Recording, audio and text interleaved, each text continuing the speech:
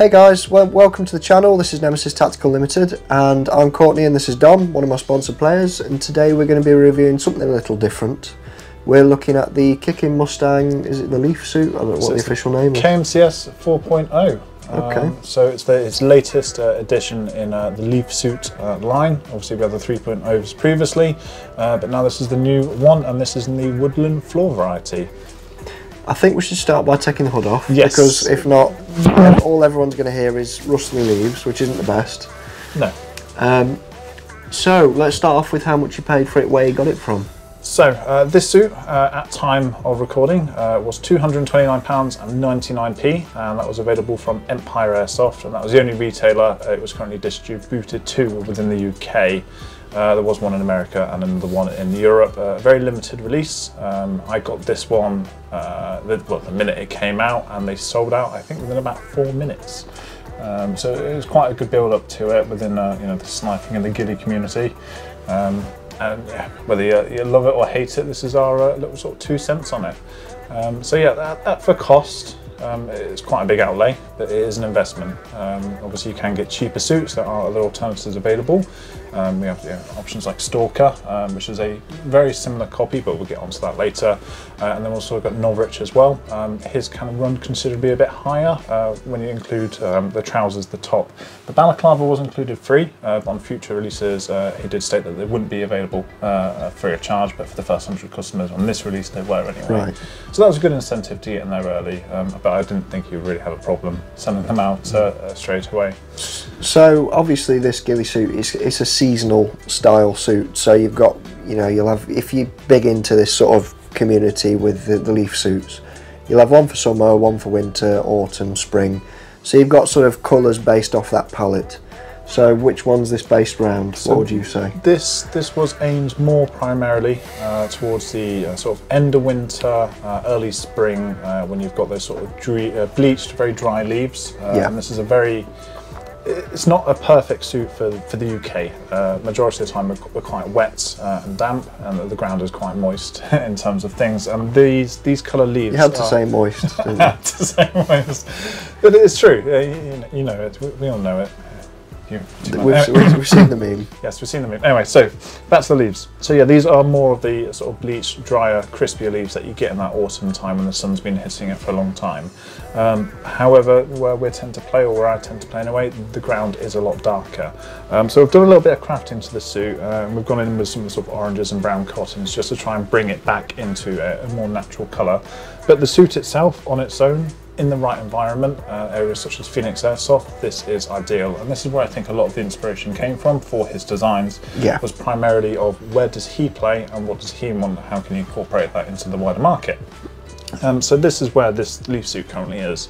I think you can run it all year round. Would it be perfect? Absolutely not, but then again, you never have the perfect suit. There's always going to be a change, whether, you know, conditions are a bit drier or it's wetter that day, you kind of have to make do. Yeah, I mean, I suppose if you were doing it, if you didn't really play as an AEG player, you played mostly a sniper role or like the ghille suit style role, you're probably going to want 3 or 4 suits in the long run with some slightly different tonal colours. So depending on where you're playing and the type of season, perhaps you could take all 4, because they do fold up quite small. Yeah, and then you can just switch out as you require. It's just planning ahead. Yeah, you know, taking 2 suits on a game day isn't much, but you know, if you're going to somewhere like NAF where we've been, that environment is totally different to where you might play. You know, it's all about trying to find that perfect mix. Yeah. But you know, that's just part of the skill of crafting and just judging the environment you're in. So you know, we looked at the cost of the suit and the comparisons to it. Well, actually, that's what we're going to look at next, I think. So comparatively, this suit is that sort of mid-price range. You have got the Stalker suit, which is a cheaper option. Now, I won't go into the whole shebang about, you know, King Mustang and Stalker. That's not what we're here for. That suit currently, they've got it on pre-order for $135. It's not the same colour. It's a darker colour, but as a baseline, this is £100 more. Now, that's quite a bit chunk of money. Yeah. When you're talking for just gear, you're not talking about a rifle or a sidearm. This is just a bit of clothing. Are you willing to pay that extra, and what do you get for it? And then the opposite end, we've got the Norwich stuff. Now, his suits, well, for the base trousers, the top, and the boonie, I think you're running into about the 280 mark for the most recent stuff. That's in modular designs. Yeah. you know, you can run those as a cape or whatever, you know, just a shoulder piece if you want. So you can go that way, whether you like Norwich's stuff or not. It's entirely up to you. But this is just where we're at in the price point. This sort of sits in the middle. I'm not too upset for paying that money for. Yeah, the quality. it seems, from what I can tell, looking at the competition, it seems reasonably priced. Yeah. I mean, you've got sort of 3 or 4 options realistically. I mean, you could always just go for a cheap Chinese one online, and you've got to do a crap load of crafting to it. But at least that you've got a good baseline with that. Yeah, for the base colours, and that's what's hard to get right. It is the base colour for a start where you're going to be playing, and then the leaves itself. I mean, they did state that, you know, these leaves, these patterns here are all hand stitched. These aren't uniform or zigzag like we do see on other suits. It's quite similar. These are all random, so no two suits are the same. Whether that's true, I don't know, but for me and the ones I've seen, they don't look similar. Yeah, you know, they are totally unique beasts, like your fingerprint. There's something individual. But the quality of the suit, it feels good. Now, I've had Norwich's suit and I've had a look at other Stalker suits, and in comparison, this certainly feels the lightest. The material, the mesh, is very breathable. It's very comfy. Yes, you still get warm. We're in a building at the moment, so I'm going to get warm, but when you're out in the field and you've got a breeze, it does flow through. And it fits really, really well. Yeah. This is a extra large size, so I'm 6'3", 6'2". That's what I'd advise you get, and that's what he'd advise you get for that sort of size. It's a similar build. But obviously you can go smaller and larger. There will be ones available later on, but just at this release there was large and extra large. That's the only two sizes. Are they quite adjustable? Have they got many straps or anything you can cinch them down in places? Or not these. So you've got the waistbands here which you can adjust and tighten up. And there's 2 belt loops just to help secure it so your trousers don't go falling down. There is also a belt loop that sits underneath here, if the camera will pick it up or not, but that tucks underneath your boots almost. So if you're playing in a bit like a gaiter. Yeah, very similar. You know, whether that holds up and to the test of time, we'll see. But these suits have not been out long enough, so I don't think we can really fairly judge that yet. Yeah. But adjustability wise, there isn't much else. You've got the drawstrings on the hood, so you can bring it in, and on the balaclava, so you can obviously bring it back forward or get it more crushed up if you want. But that's all you really get, so you have to find the right suit that fits you. It might be a bit trial and error, but they're pretty good on their sizings. This has got lots of wiggle room. I can even take it out. The thumb loops fit really comfortably. They're not pulling against. Now, I had the Norwich large size in the ghille top, and it's just a little bit too snug for me. But you know, it's a different manufacturer, it's a different material, so you have to look at that differently, I think. Which is fair enough. I mean, so have you mentioned you've got the wire hood as well? That's so this wire hood, excuse the noise from the for the camera. You can crinkle it up, you can adjust it so you're not getting that shadow cast over your face, and just sort of bring everything in line.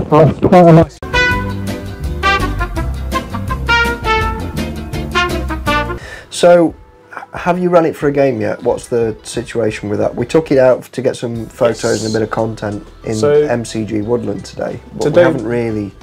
But it hasn't had a proper skirmish yet. We took it out, and there'll be some photos here that you can see me going from different areas and transitioning. And that's what we'll do that.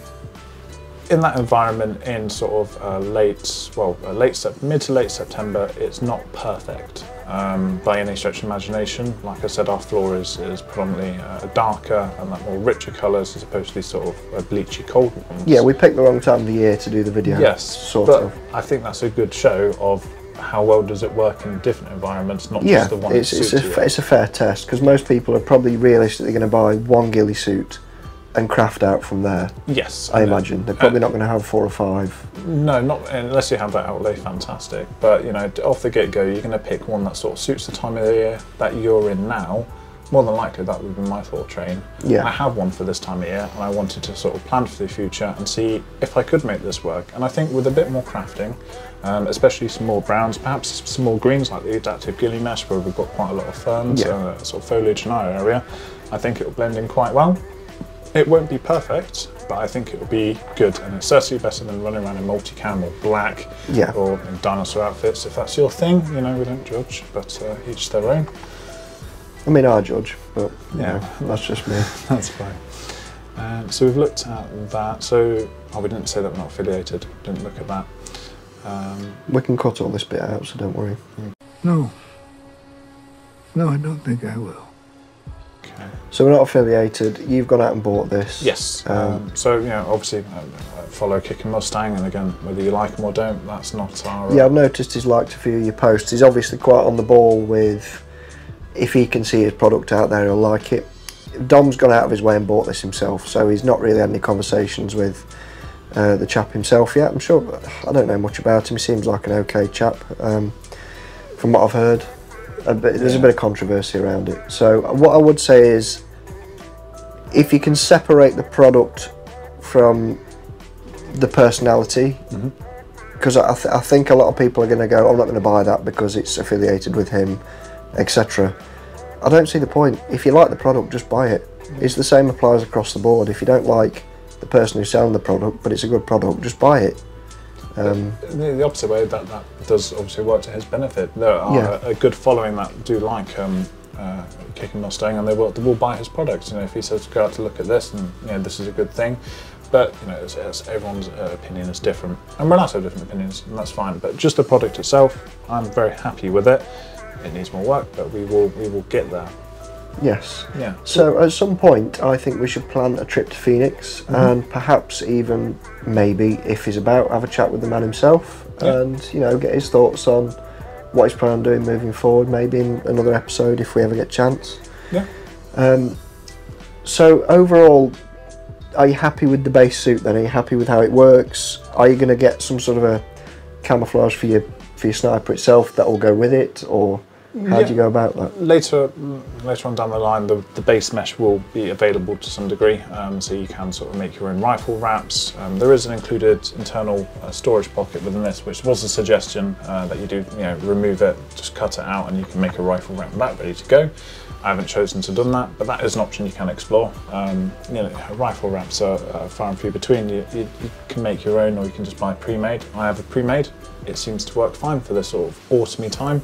I don't think I'll need much crafting to it, and I'll just leave it as it is. It does have that cold colour, especially when it's sort of bleached. But again, it's matching your environment. You can make the best ghillie suit, but if it doesn't match, it's pointless. There's no point, and that's what it's all down to, is going into your field.